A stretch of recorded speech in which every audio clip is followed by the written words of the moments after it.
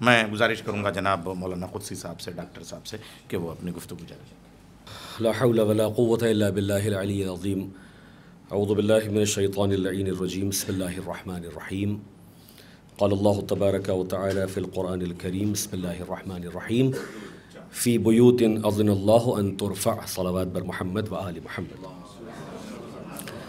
حاضرین گرامی قدر، معزز علماء، مومنین کرام، محبان فاطمۃ الزہرا سلام اللہ علیہا، تقریریں مکمل ہو چکی ہیں اور بہت سے علماء، دانشوران نے، فضلاء نے اپنی باتوں کو آپ کے سامنے رکھا ہے۔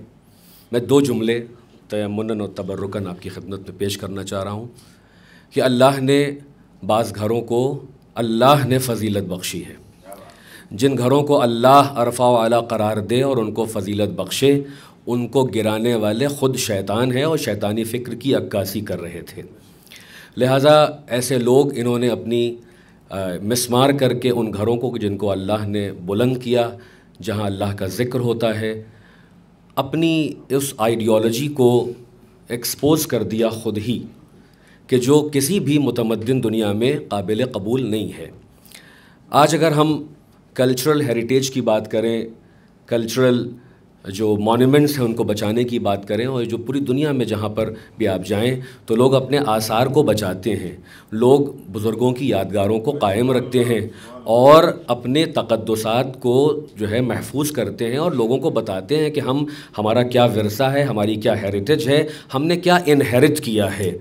اس ظالم حکومت نے کہ جو ایک مینوفیکچرڈ آئیڈیالوجی کے تحت 18ویں اور 19ویں صدی میں آئی، اس نے ان تمام مزارات کو اور ان بقعات مبارکہ کو، روضات کو گرا کر، ڈھا کر یہ بتا دیا کہ اس کے اندر کلچرل سینسٹیوٹی بھی نہیں پائی جاتی ہے، اس کے اندر تمدن کا تے بھی نہیں پایا جاتا ہے، اور یہ انسانیت کی بھی دشمن ہے، ہدایتوں کی بھی دشمن ہے۔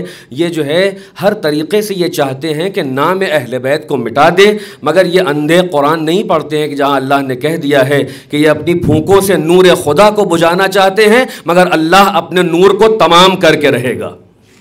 چنانچہ ہم جو یہ صدائے احتجاج بلند کر رہے ہیں، یہ ہم اپنی شرافت کا بھی اظہار کر رہے ہیں اور اپنے غم و غصے کا بھی اظہار کر رہے ہیں۔ جیسا آپ نے سنا کہ ہمارا کل اتنا مطالبہ ہے کہ جو آپ کے سامنے یہ تصویر ہے، آپ دیکھیں، کسی بھی دنیا کے خطے میں چلے جائیں اور اس سے پوچھیں یہ کیا اگر ایسا موزولیم، روضہ بنا ہو، شرائن بنی ہو اور یہ کلچرل ہیریٹیج ہو، یہ ریلیجس سینٹیمنٹس کو دکھا رہا ہو، اس کے اندر روحانی عشق ہو، مرکز عشق و ہدایت ہو، کیا اس کو ڈھانا کسی بھی اینگل سے جائز ہے؟ تو کوئی انسان بھی اس کو سپورٹ نہیں کرے گا۔ اب یہی ہمارا جو ہے احتجاج ہے کہ جب سپورٹ نہیں کرے گا تو پھر ہمیں بنانے کا حق ہونا چاہیے، اور ہمارا یہ فطری اور مذہبی اور روحانی اور انسانی حق ہے کہ ہم اپنی یادگاروں کو باقی رکھیں، سلامت رکھیں، اور ہمیں مرکز عشق سے کسی کو دور کرنے کا اختیار نہیں ہے۔ یہ ہماری یہ مرکز عشق ہے، یہ مرکز ہدایت ہے، یہ مرکز انسانیت ہے۔